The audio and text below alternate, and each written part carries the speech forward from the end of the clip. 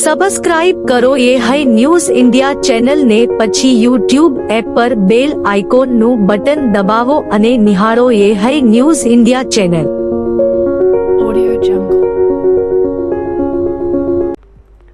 બનાસકાંઠા જિલ્લાના થરાદ તાલુકાના મોરથલ ગામની પ્રાથમિક શાળા નજીક એક ગંભીર ઘટના સામે આવી છે. ડેડુઆ ગામના અશોકભાઈ હાજાજી ઠાકોર તેમના પરિવાર સાથે શીતળા માતાના મેળામાંથી પિકઅપ ડાલામાં પરત ફરી રહ્યા હતા. તે દરમિયાન મોટરસાઇકલ પર સવાર 3 શખ્સોએ વારંવાર હોર્ન વગાડવાનું અને લાઇટ ચાલુ બંધ કરવાનું શરૂ કર્યું હતું. અશોકભાઈએ વાહન ઊભું રાખી તેમને સમજાવવાનો પ્રયાસ કર્યો હતો. આરોપીઓએ મથાજી વજીજી ઠાકોર પાવડાસણ, ભવાનજી પોપટજી ઠાકોર મોરથલ અને નરસિંહજી રખાજી ઠાકોર મોરથલે ફરિયાદીને ગાળો આપી તેમાંથી એક શખ્સે છરો કાઢી અશોકભાઈ પર હુમલો કર્યો હતો. હુમલામાં અશોકભાઈને પીઠ, જમણા હાથના બાવડાને બગલમાં ઈજાઓ થઈ હતી. તેઓ બેભાન થઈ ગયા હતા અને તેમને તાત્કાલિક હોસ્પિટલમાં ખસેડવામાં આવ્યા હતા. આરોપીઓને જાનથી મારી નાખવાની ધમકી આપી હતી અને મોટરસાઇકલ પર ફરાર થઈ ગયા હતા. પોલીસે ત્રણેય આરોપીઓ વિરુદ્ધ ફરિયાદ નોંધી વધુ તપાસ શરૂ કરી છે. આરોપીઓએ એકબીજાની મદદથી આ ગુનો આચર્યો હોવાનું પણ પ્રાથમિક તપાસમાં સામે આવ્યું છે. બનાસકાંઠા જિલ્લાના થરાદ ખાતે 3 દિવસીય બિઝનેસ એક્સપો 2025નું આયોજન કરાયું હતું, જેમાં આજે ત્રીજા દિવસે વિધાનસભાના અધ્યક્ષ અને થરાદ વિધાનસભાના ધારાસભ્ય શંકરભાઈ ચૌધરીએ મુલાકાત કરી હતી. જેમાં જણાવ્યું હતું કે આગામી સમયમાં આ વિસ્તારમાં વધુ વિકાસ થાય તેવા પ્રયાસો કરાશે. વધુમાં ઉનાળા દરમિયાન તળાવો ભરાવાનું કામ કરીશું, જેમાં આગામી 10 વર્ષમાં આપણા વિસ્તારમાં ઊંડા જયેલા પાણીના તળને ઊંચા લાવવાની વ્યવસ્થા થશે તો પાણીની સમસ્યાનો પણ ઉકેલ આવશે.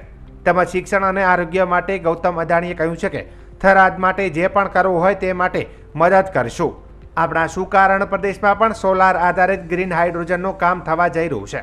આપણું ડિસ્ટ્રિક્ટ પણ સોલાર ડિસ્ટ્રિક્ટ બની રહ્યું છે તેમ જણાવ્યું હતું. મને આજે બધા તળાવ માટે પણ વાત કરતા હતા કે તળાવમાં જો પાણી ભરી જાય તો એમણે બાજુ પાઈ છે, થોડી મગફળી પાઈ છે, તો આવતીકાલથી એ કામ પણ પાણી ચાલુ થઈ જશે અને તળાવ ભરાવાનું કામ અને સીએમ ચોકમાં પણ પાણી પહોંચાડીશું.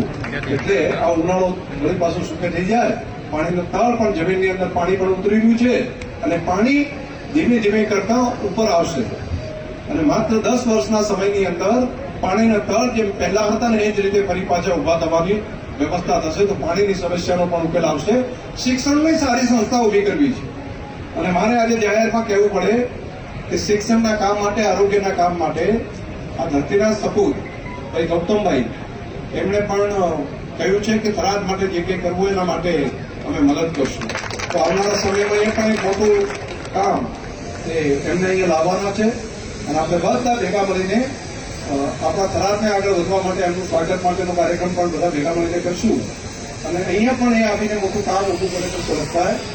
આપણા રણ પ્રદેશની અંદર સોલાર આધારિત ગ્રીન હાઇડ્રોજનનું કામ પણ થવા જઈ રહ્યું છે. તો એક આખો ડિસ્ટ્રિક્ટ પણ સોલાર ડિસ્ટ્રિક્ટ બની રહ્યું છે. તો એમાં પણ જે ખાલી જમીન હોય એની અંદર ભલે કામ કરે, મીઠી જમીનની અંદર ખેતી કરશું, ખાલી જમીન હોય ત્યાં સોલારનું કામ થાય. તો એક પણ એક જમીન આપણા વિસ્તારની પ્રોડક્ટિવિટી વગરની ન રહે. તો નવી પેઢીના દીકરા દીકરીઓને રોજગાર માટેની ખૂબ મોટી તકો અહીંયા આપણે ઊભી થયેલી છે. કેમ કે ભણી રહ્યા છે, પ્રાથમિક શાળામાં ભણે છે, હાઈસ્કૂલમાં ભણે છે, પરંતુ ભણ્યા પછી એમને પણ રોજગારીની જોશે, એમને આગળ વધવું છે. તો એ માટે અત્યારથી જ આપણે ભેગા મળીને કામ કરીએ. પુનઃ તમારી ટીમને હૃદયથી ખૂબ શુભકામનાઓ અને તમામ થરાદવાસીઓને હૃદયથી ખૂબ ખૂબ અભિનંદન આપું છું. હનુમાનજીને કળિયુગના પ્રત્યક્ષ દેવતા કહેવામાં આવે છે. તેમના પૂજન અર્ચનથી ભક્તોની બધી મનોકામના પૂરી થાય છે. હનુમાનજીના ચમત્કારોથી દરેક વ્યક્તિ સારી રીતે વાકેફ છે અને એવું પણ કહેવાય છે કે હનુમાનજીને અમર થવાનું વરદાન મળ્યું છે.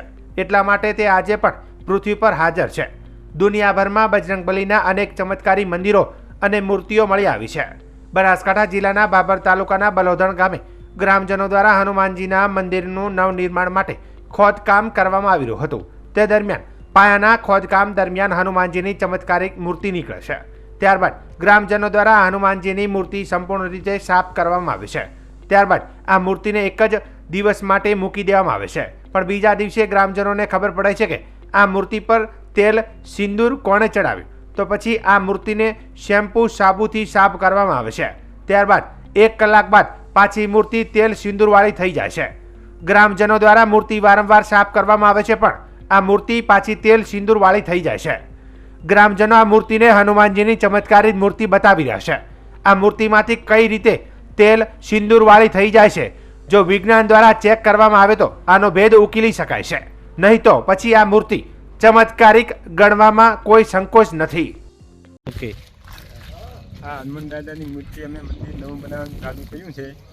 એની બાજુમાંથી નીકળી છે. હનુમાન દાદાની મોટી મૂર્તિ હતી, એની બાજુમાંથી નીકળી છે મૂર્તિ. 2 મહિનાથી સતત તેલ સિંદૂર ચાલુ છે. કાયમી નવરાવીએ તો તેલ સિંદૂર ચાલુ છે. આનો આ જાગૃત પરચો છે હનુમાનજી મહારાજનો. દરેક ગામજનો આખું ગામ આવી અને આ લોકો જોઈ ગયા અને રોજે રોજ નવરાવીએ છે આ મૂર્તિને. સતત અડધો કલાકમાં તરત હતું એવી મૂર્તિ થઈ જાય છે. બનાસકાંઠા જિલ્લાના બાબર તાલુકા મથકે બાળકને ત્વજી દેવાની ઘટના સામે આવી છે. ગત મોડી રાત્રે સ્મશાન ભૂમિ નજીક ત્વજી દેવાયેલ બાળક મળી આવ્યું છે.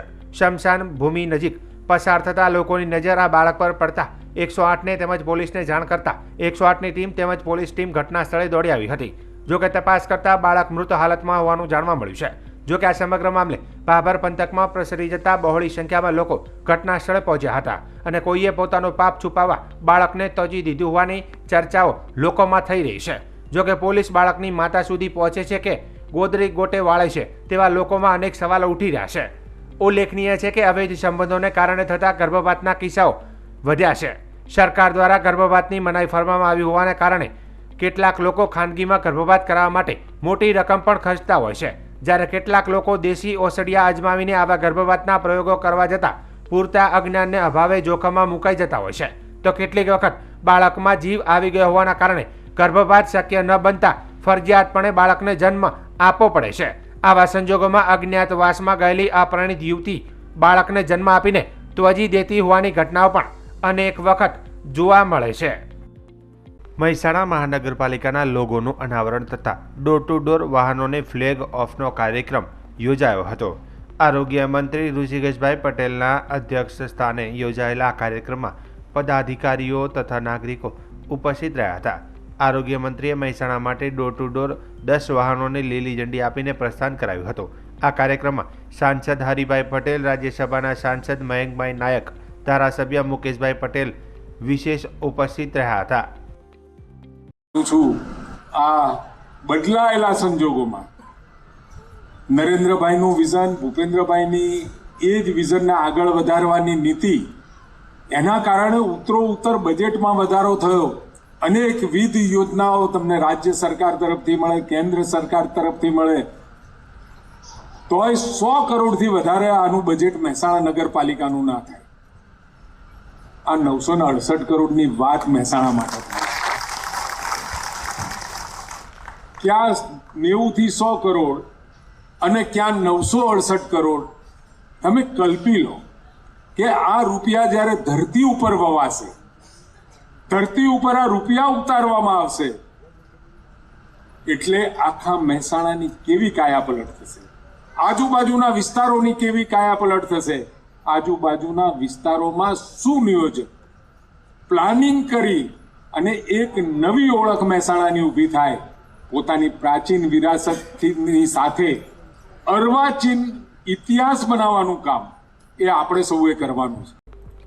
બનાસકાંઠા જિલ્લાના થરાદ, વાવ અને સુઈગામ, ઢીમા સહિત એપીએમસી માર્કેટયાર્ડમાં માર્ચ મહિનાના એન્ડિંગમાં હિસાબોની કામગીરીને લઈને તારીખ 26/3/2025 થી 1/4/2025 તેમ કુલ મળી 7 દિવસ સુધી બંધ રહેશે, જે આગામી તારીખ 1/4/2025 થી રાબેતા મુજબ ચાલુ થશે. જે દરમિયાન વેપારીઓએ પોતાના લાયસન્સ રિન્યૂ કરવા તેમજ અન્ય કામગીરીને લઈને રાબેતા મુજબ ઓફિસની કામગીરી ચાલુ રહેશે.